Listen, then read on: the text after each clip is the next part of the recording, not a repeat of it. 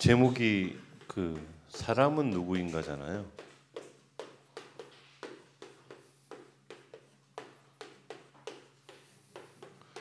그 여러분 이거 잘 아시겠지만 우리 교회 이제 목사님께서 기초 메시지를 갖다가 요걸 이제 조각 내셔가지고 더 깊이 있게 들어간 건데 제목 이거 바뀐 건 아시죠? 원래는 뭐냐면 나는 누구인가 이제 이걸로 하셨는데 원단 제목이 나는 누구인가라서 사람은 누구인가라고 한 거예요. 여기 이제 부제가 목사님이 이제 말씀 이제 준비하면서 인간의 정체성이라고 잡았습니다. 이제 내가 누구냐, 사람이 누구냐 이 질문들은 결국은 여러 가지 질문이겠지만, 그러니까 정체성에 관련된 질문이기 때문에 요거 잡았는데요. 원단 메시지 먼저 한번 볼게요. 2022년 나는 누구냐 이 질문인 거잖아요. 요거는 나의 정체성을 말하는 거예요. 나는 어떤 존재냐, 나는 뭐 하는 사람이냐 이 질문에 대한 답을 가지고 있으라고 말하는 거예요. 여러분 나에 대한 답을 가지고 있습니까?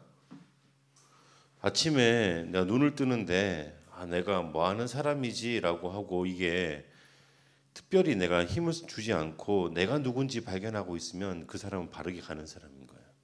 최소한 내가 오늘 뭐 해야 되지? 앞으로 어떤 일을 준비해야 되지? 이게 나와 있으니까. 근데 아침에 눈 떴는데 나는 누구냐라는 질문 나는 게 아니라 또 아침이네. 왜 아침에 이 아침을 눈을 뜨게 해가지고 그냥 푹 잤으면 좋겠는데, 깜깜했으면 좋겠는데, 좀 더 자야 되는데, 이제 그 생각을 하게 되면 이제 그때부터 약간 좀 이제 곤란해지기 시작하는 거예요. 여러분 스스로 한번 질문해 보세요. 내가 아침에 눈을 뜰 때, 그러니까 내가 나에 대한 것을 충분히 가지고 눈을 뜨는 건지, 아니면 아침에 눈 떴는데 어저께 하다 만 거 그거 찾고 있거나, 아니면 그거에 대한 내 스스로 아침이라는 하루를 새롭게 시작하는 거에 대한 조금 거기에 대한 이제 질문이 생기냐 이제 질문해 보셔야 됩니다.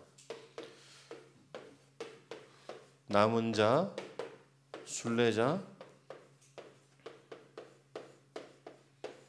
정복자잖아요.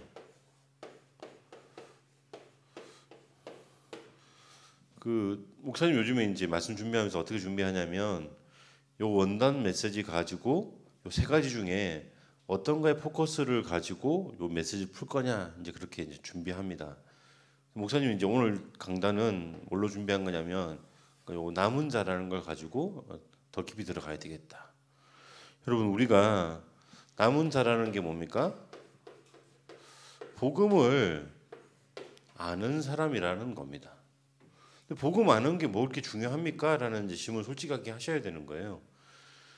여러분이 이제 어떻게 생각하실지 모르지만 이제 저는 개인적으로 이 남은 자라는 말을 이제 목사님 버전으로 말할게요.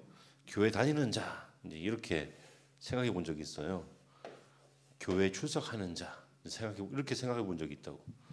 근데 목사님 생각에는 뭐 교회 다니는 게 특별히 의미가 있는 게 아니더라고. 그러니까 목사님 입장에서는 목사님 어릴 때 여러분 나이 때 그냥 학교에 다른 친구들은 교회 안 가는 일요일에 뭐 하나 보니까 너무 신기하고 재밌는 일 목사님 입장에서는 되게 많이 하더라고.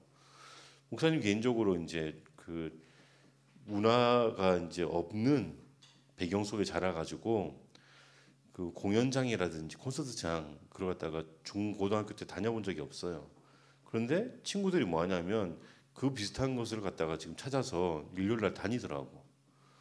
그러면서 무슨 느낌이 들었냐면 교회 다니는 것보다 그게 더 멋있어 보이고 더 좋아 보였어.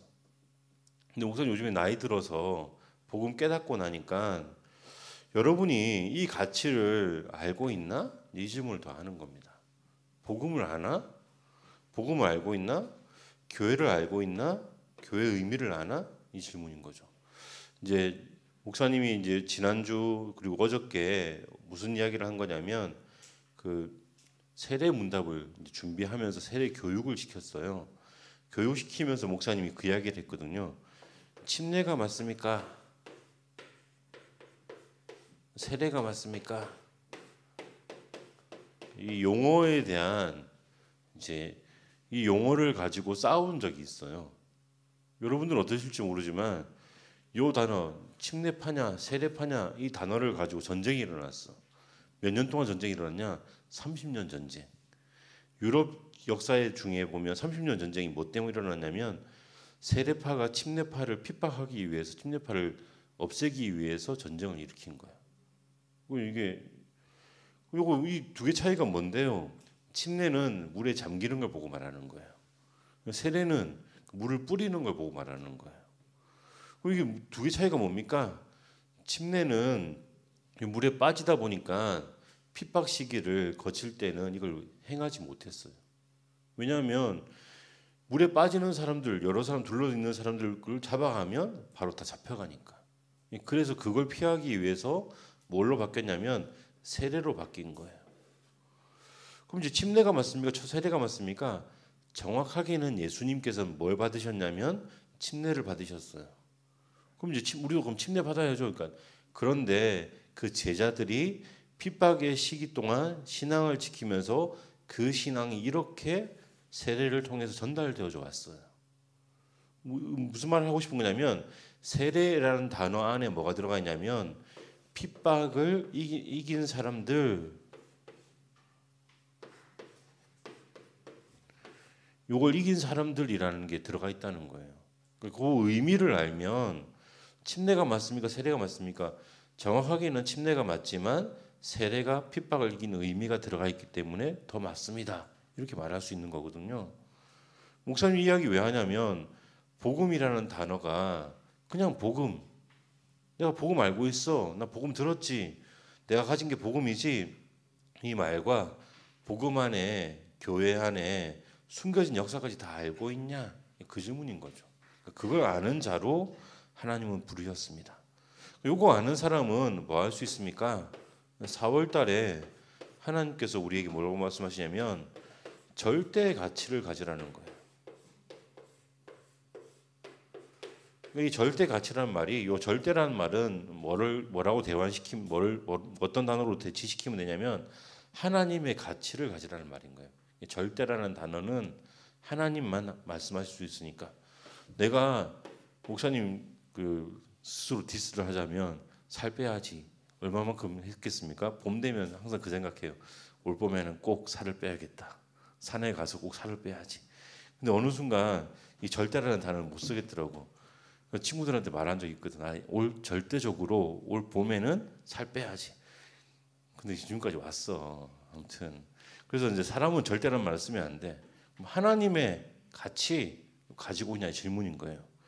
하나님의 가치를 가지고 하나님의 가치로 동기를 바꿔라. 이게 4월달 메시지인 거예요. 하나님의 가치가 뭡니까? 함께의 가치라는 거예요. 하나님께서 함께 하신다는 게 얼마나 큰 가치입니까? 그거 아십니까? 질문인 거예요. 나와 함께 하는 걸 보고 위드라고 하는 거예요. 우리와 함께 하는 걸 보고 임마누엘이라고 해요.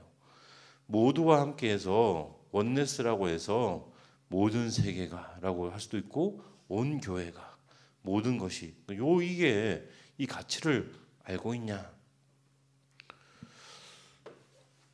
물질 중심,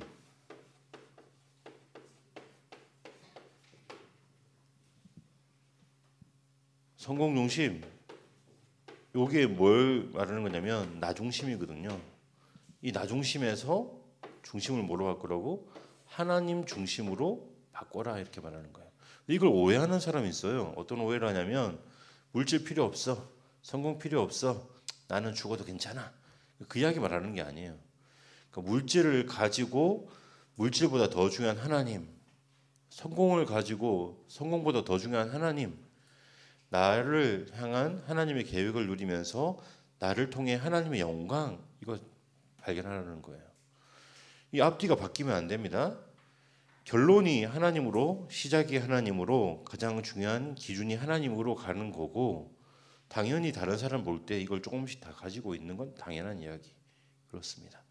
세 번째로 어떤 가치냐? 남은 응답을 향해서 가라는 거예요. 남은 응답이 뭐냐? 여기에 우리가 5월 달에 응답 받을 거거든요. 이거는 5월 달에 우리가 뭐 하는지 혹시 아시나요? 5월 달에 선교 주일 행사를 할 거예요. 선교 대회를 할 거예요. 남은 응답이 뭐냐? 237 빛인데 쉽게 말하면 선교인 거야. 근데 선교 이렇게 말하면 이걸 끝하면 이거 가지고 실천이 안 되는 거잖아요. 실천적인 거 하나 질문해 볼게요. 목사님이 기억하고 있기로는 이제 80년대 후반, 90년대 초반 선교사님들이 되게 많이 파송되어 나갔어요. 선교사님들이 파송되어 나가니까 좋은 점도 있고 나쁜 점이 있는 거야. 목사님이 이제 기억하고 있는 90년대 선교사 파송할 때 뭘 하는 거냐면 선교사님들이 뭐 자기 알고 있는 사람들을 찾아가면서 준비를 하는 거야. 내가 선교를 나가려고 한다. 내 인생을 하나님의 선교사로 부르셔서 내 인생이 선교의 응답을 가려고 한다.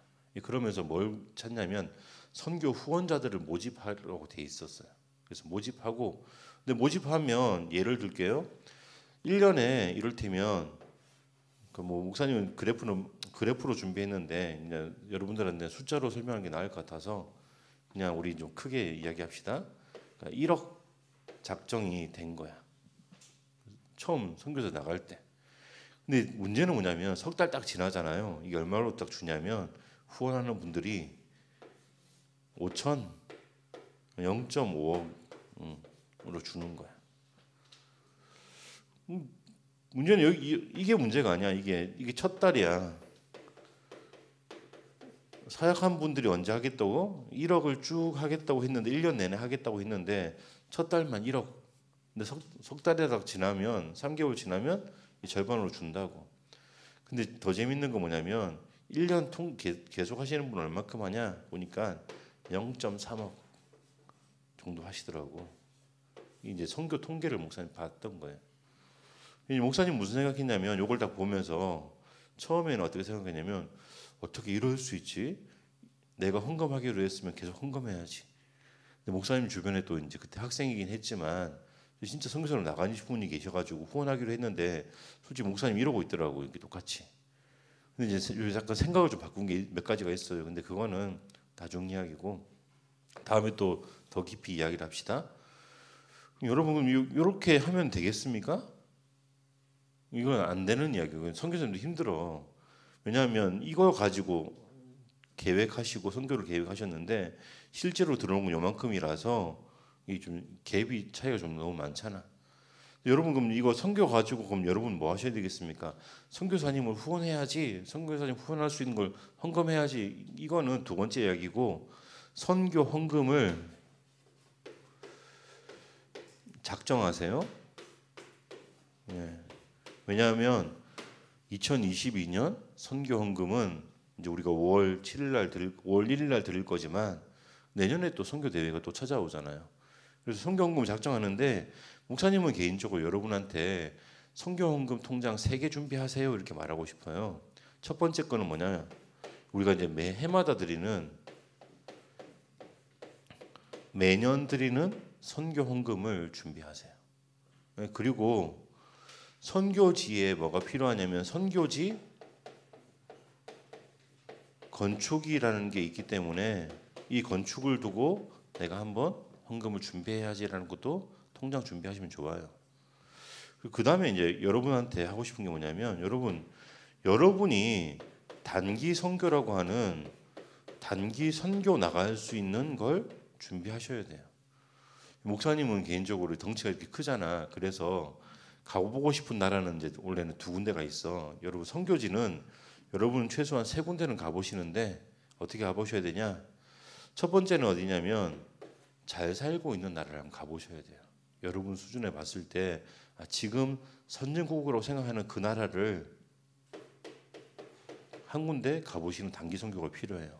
두 번째가 뭐가 필요하냐? 후진국 가보는 선교가 필요해. 너무 못 사는 데를 거기도 가봐야 돼. 한 군데 더 어디 있습니까? 완전 다른 문화권. 여기 이제 3군데는 가볼 수 있는 거 준비하셔야 돼요. 여러분이 지금부터 뭐 하셔야 된다고? 남은 응답을 놓고 실제적으로 선교를 준비하려면 목사님 생각할 때 뭐냐면 요거 이렇게 따져보면 이게 통장을 몇 개 만들어야 될지 알아서 계산하십시오. 그래서 목사님은 이제 단기 선교로 목사님 기준에서 갈 수 있는 선진국, 목사님 기준에서 갈 수 있는 후진국 두 군데를 가봤어요. 가본 다음에 목사님이 내린 결론이 있어. 나는 선교사로는 못 산다. 결론 내렸어. 그래서 나는 그래서 파송하는 선교사 해야겠다. 그렇게 결론 내렸거든. 근데 그건 나중 시간이 좀 많이 필요합니다. 요 이야기만 나중에 한번 따로 하는데, 근데 이거는 무슨 이야기 말하는 거예요? 구체적으로 어떻게 응답받을까 실천할까는 이거 한번 준비 한번 해보시면 좋겠습니다. 본론은 이제 간단하게 이야기합시다. 시간이 좀 많이 가서. 요 인간의 정체성 왜 자꾸 물어봅니까? 나의 정체성 왜 물어봅니까? 이거는 이것 때문에 물어보는 거예요. 여러분은 어떤 타입입니까? 문제가 생기면 요 문제를 해결하는 여러 가지 방법이 있는데 보통 통상적으로 두 가지 방법으로 해결합니다. 어떻게 해결하냐면 그때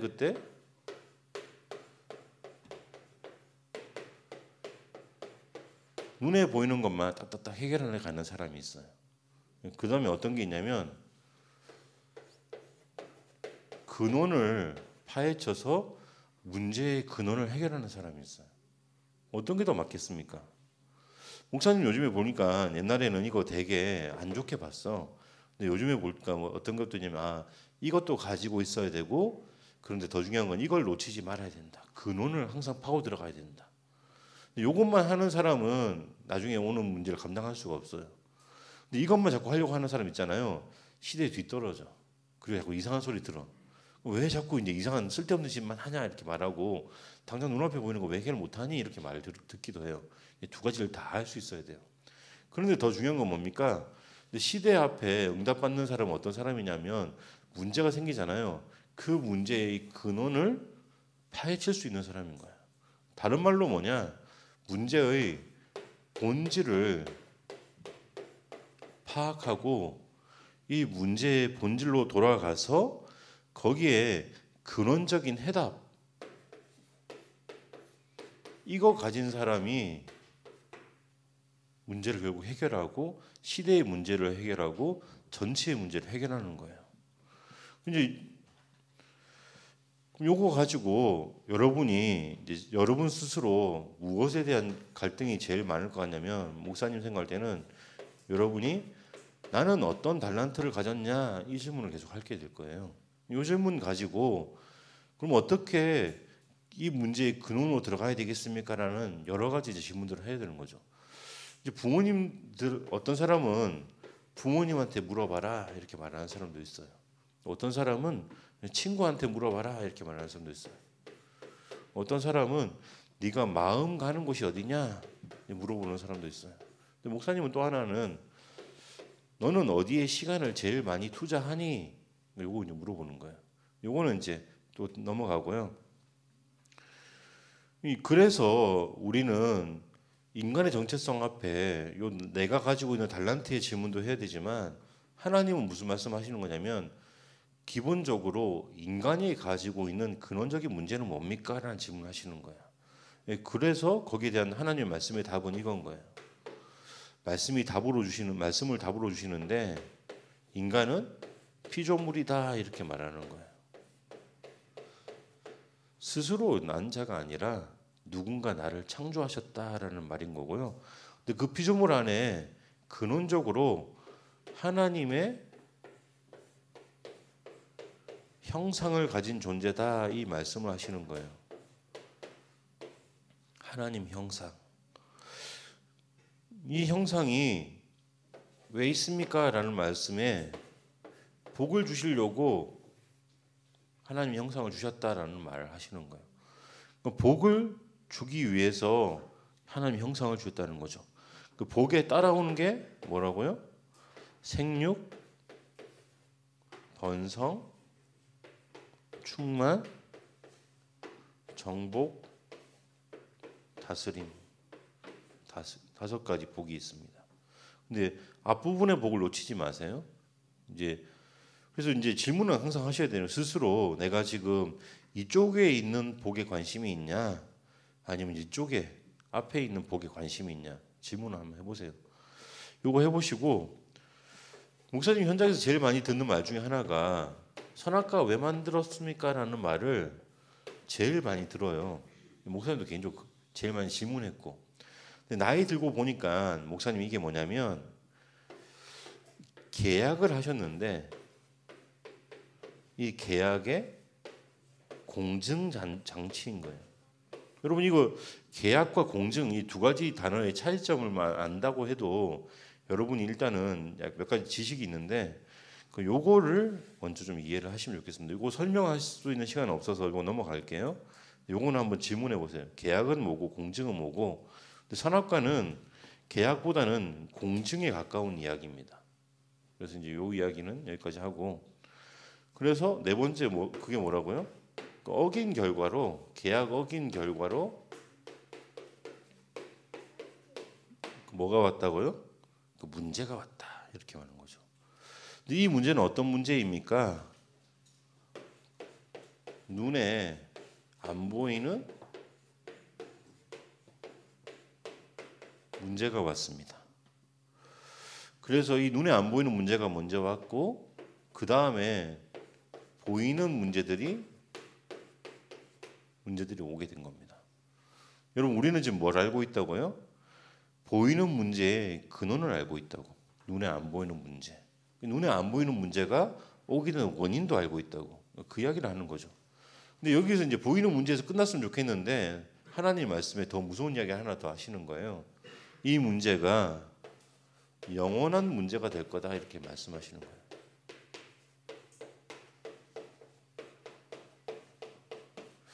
사람들은 지금 어디에 매여 있냐면 여기에 있어요. 보이는 문제에 매여 있어요. 이 보이는 문제 해결해야지 이렇게 하고 있어요.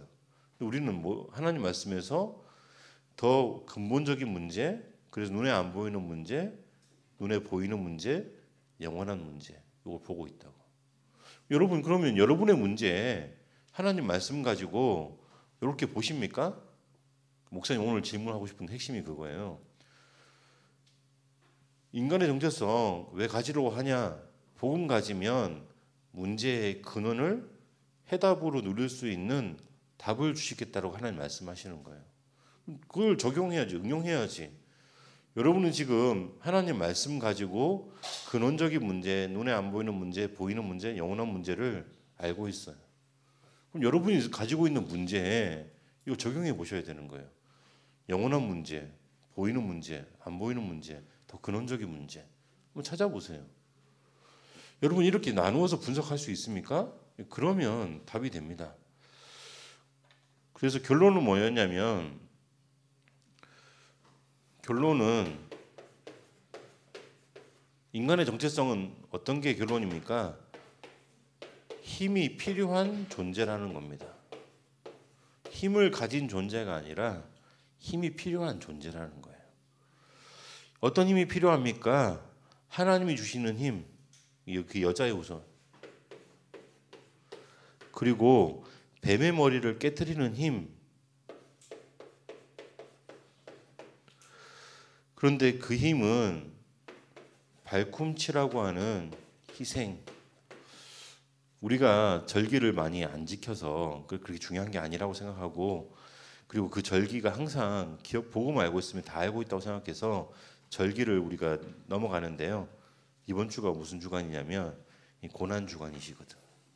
그래서 이제 예수님께서 우리를 위한 희생 여기 딱 들어가 있습니다. 여러분 요거 이제 예를 하나 들어드릴게요. 우리가 삶에 살다가 보면 뭐가 필요하냐면